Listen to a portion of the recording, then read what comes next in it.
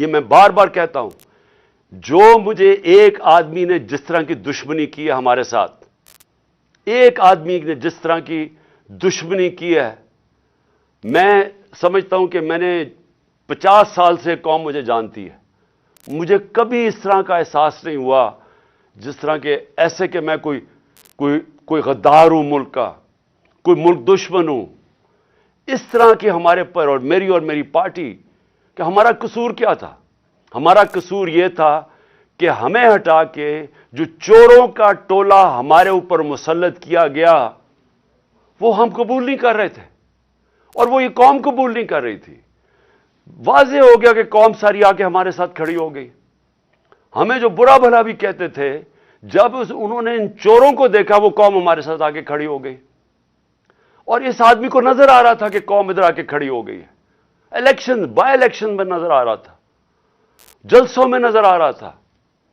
جب کبھی پاکستان کی قوم اس طرح خود نہیں سڑکوں پہ نکلی جو اس باری ان 8 مہینے میں نکلی ہے، اور بار بار نکلتی گئی، ایک پیغام دے رہی تھی، ساری قوم ایک پیغام دے رہی تھی کہ ہم ان چوروں کے ٹولے کو ہم نہیں قبول کرتے، یہ امپورٹڈ حکومت نامنظور ہے۔ ساری قوم پیغام دے رہی تھی، اور قوم یہ بھی کہہ رہی تھی کہ دیکھیں ایک ہی طریقہ اس میں سے نکلنے کا، الیکشنز کرواؤ۔ سروے کے مطابق 70% پاکستانیوں نے، آج 70% پاکستانی کہتے ہیں کہ ملک کا مسائل کا حل الیکشنز ہے، صاف اور شفاف الیکشنز۔ لیکن ایک آدمی، اور وہ کون تھا جس کو ارشد شریف شہید کہتا تھا، وہ کون تھا؟ وہ ایک آدمی وہ فیصلہ کر بیٹھا تھا کہ جناب میں نے اس پارٹی کو ختم کرنا ہے، عمران خان کو ختم کرنا ہے، ڈسکوالیفائی کسی طرح کرنا ہے، کیسز کرنے ہیں، میری پارٹی کے اوپر کیسز کرنے ہیں، میرے لوگوں کے اوپر۔ جو شہباز گل سے کیا گیا، جو اعظم سواتی سے کیا گیا، جو جمیل فاروقی، جو ارشد شریف جیسے لوگ، جو یہ سمجھتے تھے کہ ہماری حمایتی ہیں، یا وہ ہمارے لیے لکھ رہے ہیں یا ہمارے لیے بول رہے ہیں، ان سب پہ تشدد کیا گیا۔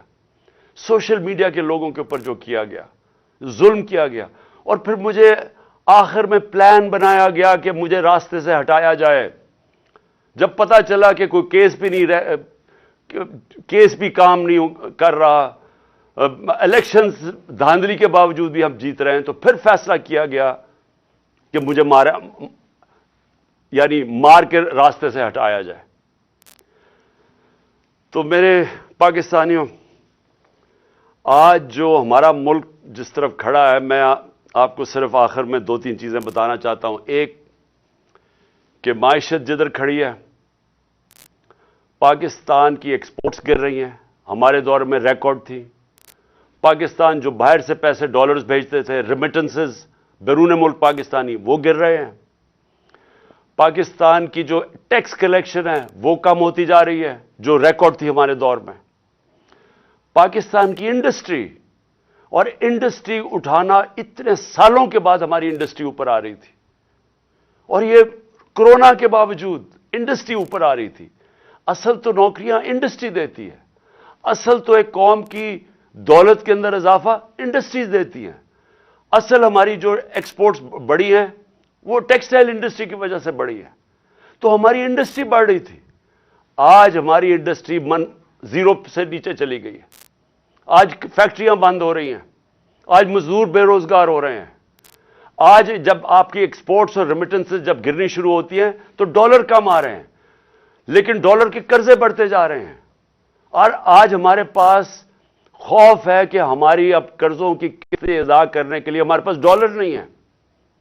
آج ایل سیز نہیں کھل رہی، امپورٹس روکی ہوئی ہیں، اور آگے کوئی روشنی نہیں نظر آ رہی، آگے کسی طبقے کو کوئی روشنی نہیں نظر آ رہی۔ امید ختم ہو گئی ہے پاکستان میں۔ 7.5 لاکھ پاکستانی ملک چھوڑ کے چلے گئے ہیں پچھلے چند مہینے میں۔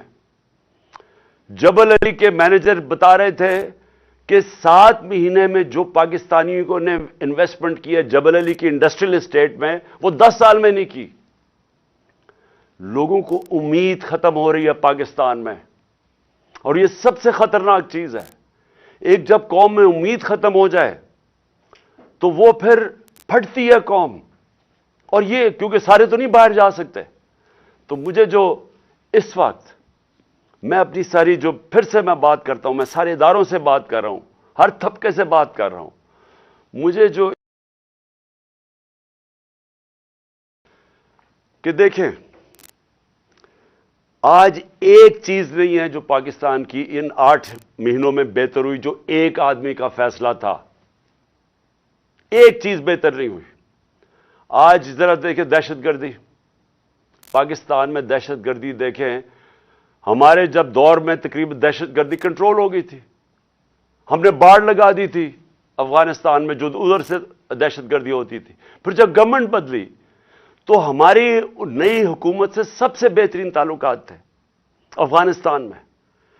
آپ کو پتہ ہے کہ جتنی ایویکویشن جو افغانستان سے ہوئی وہ پاکستان نے، کیونکہ ہمارے تعلقات اچھے تھے، ہم نے ہماری وجہ سے کئی لاکھوں لوگ افغانستان سے ایویکویٹ ہو کے گئے۔ مجھے دنیا کے بڑے بڑے پرائم منسٹرز نے، یورپین پرائم منسٹرز نے، کینیڈین پرائم منسٹرز نے میرا شکریہ ادا کیا کہ ہم نے پاکستان نے ان کی مدد کی افغانستان سے لوگ نکالنے کے لیے۔ ہم وہ گورنمنٹ تھی جو سب سے قریب تھے افغانستان سے، جو موقع ہمیں ملا کہ جو افغانستان سے دہشت گردی آتی تھی، کیونکہ اب ایک ایسی حکومت آگے جس سے ہمارے تعلقات اچھے ہیں، ہم روک سکتے تھے۔ آج کیا ہے؟ آج دہشت گردی جو بڑھتی جا رہی ہے، پہلے ملاکنڈ کے اندر، وزیرستان کے بارڈر ایریاز پہ، پھر یہ جو بنو میں ہوا ہے، اور میں آج اپنی ساری قوم کی طرف سے زرار کمپنی کے کمانڈوز کو سلام پیش کرتا ہوں کہ آپ نے اپنی جان کی پرواہ نہیں کی ہماری حفاظت کرنے کے لیے۔ لیکن میں سوال یہ پوچھتا ہوں کہ کدھر ہے ہماری فارن پالیسی؟ جو فارن منسٹر بنایا گیا ہے وہ اب تک $2.25 ارب خرچ کر چکے اپنے دوروں پہ۔ مجھے بتایا اس کا پاکستان کو کیا فائدہ ہوا؟ $2.25 ارب خرچ کر چکے اور ابھی تک افغانستان نہیں گیا۔ ہمیں تو سب سے زیادہ ضرورت ہے کہ ہمارے افغانستان سے تعلقات ٹھیک ہوں، تاکہ یہ جو اب مسئلے مسائل آ رہے ہیں، ہماری جو دہشت گردی ہے، جتنے ہمارے اچھے تعلقات ہوں گے اتنی بہتر چانس ہے کہ ہم دہشت گردی کو پر قابو پا لیں۔ لیکن ہم تصویریں دیکھ رہے ہیں کہ اربوں روپیہ ہم نے جو خرچ کر کے باڑ بنائی تھی، جو فینس بنایا تھا بارڈر کے اوپر، وہ توڑا جا رہا ہے۔ تصویریں آ رہی ہیں کہ وہ باڑ ہی اکھیڑی جا رہی ہے۔ تو کدھر ہے ہماری فارن پالیسی؟ اور دوسری چیز میں یہ سوال پوچھنا چاہتا ہوں کہ آج ہمارے پاکستانیوں کو سب سے بڑا مسئلہ کیا ہے؟ کیا ہے سب سے بڑا مسئلہ؟